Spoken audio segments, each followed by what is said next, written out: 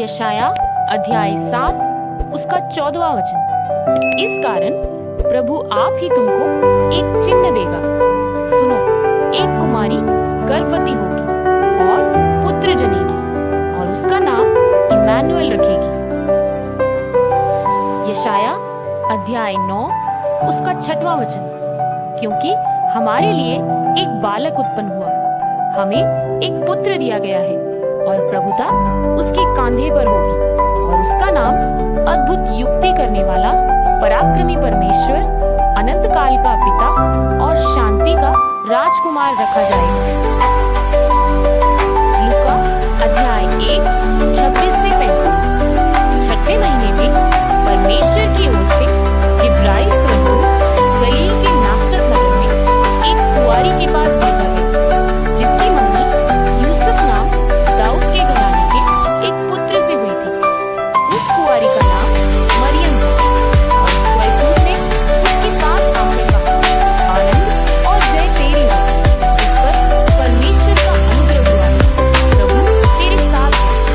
वह उस वचन से बहुत घबरा गई और सोचने लगी कि यह किस प्रकार का अभिवादन है। स्वर्गदूत ने उससे कहा, हे मरियम, भयभीत ना हो, क्योंकि परमेश्वर का अनुग्रह तुझ पर हुआ है। और देख, तू गर्भवती होगी और तेरे एक पुत्र उत्पन्न होगा। तू उसका नाम यीशु रखना। वह महान होगा और परम प्रधान का पुत्र कहलाएगा और प्रभु परमेश्वर उसके पिता दाऊद का सिंहासन उसको देगा और यह याकूब के घराने पर सदा राज्य करेगा और उसके राज्य का अंत ना होगा। मरियम ने स्वर्गदूत से कहा, यह कैसे होगा? मैं तो पुरुष को जानती ही नहीं। स्वर्गदूत ने उसको उत्तर दिया, पवित्र आत्मा तुझ पर उतरेगा और परम प्रधान की सामर्थ्य तुझ पर छाया करेगी। इसलिए वह पवित्र जो उत्पन्न होने वाला है परमेश्वर का पुत्र कहलाएगा। मत्ती अध्याय 1 18 से 25। अब यीशु मसीह का जन्म इस प्रकार से हुआ कि जब उसकी माता मरियम की मंगनी यूसुफ के साथ हुई तो उनके इकट्ठे होने से पहले ही वो पवित्र आत्मा की रूह से गर्भवती पाई हुई।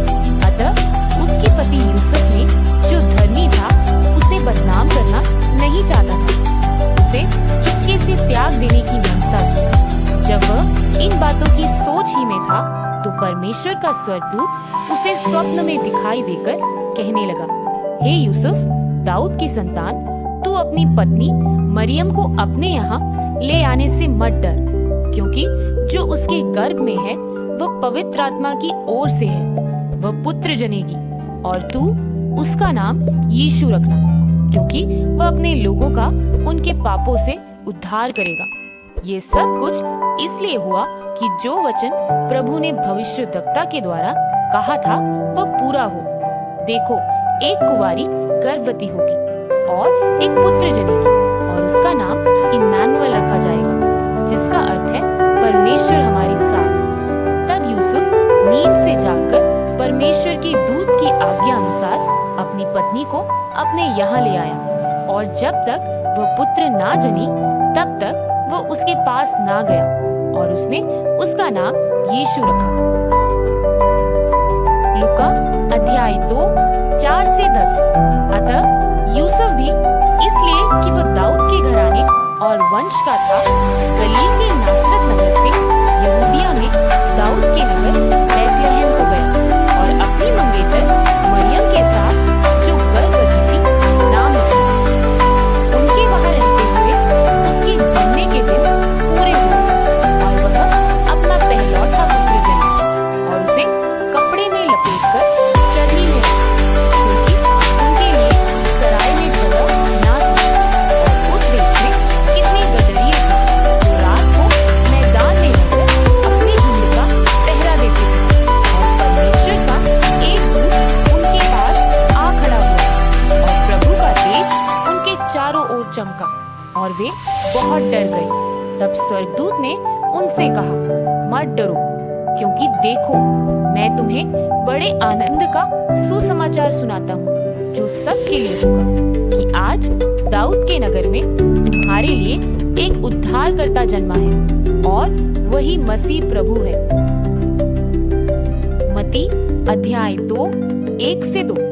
हेरोदेस राजा के दिनों में जब यहूदिया के बैतलहम में यीशु का जन्म हुआ, तब पूर्व से कई ज्योतिषी यरूशलेम में आकर पूछने लगे, यहूदियों का राजा जिसका जन्म हुआ है कहाँ है?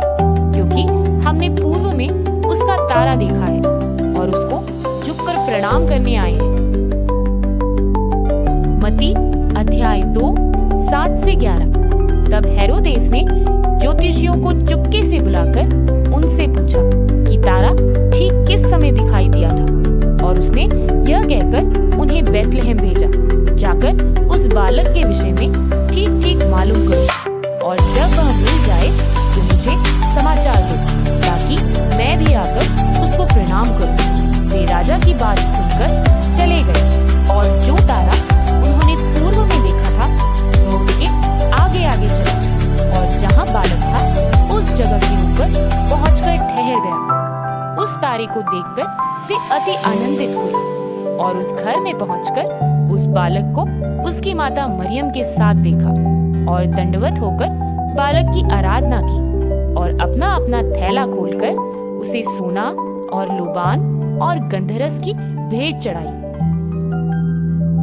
यूहन्ना अध्याय 3 16 से 17। क्योंकि परमेश्वर ने जगत से ऐसा प्रेम रखा कि उसने अपना इकलौता पुत्र दे दिया, ताकि जो कोई उस पर विश्वास करे वह नाश ना हो, परंतु अनंत जीवन पाए। परमेश्वर ने अपने पुत्र को जगत में इसलिए नहीं भेजा कि जगत पर दंड की आज्ञा दे, परंतु इसलिए कि जगत उसके द्वारा उद्धार पाए।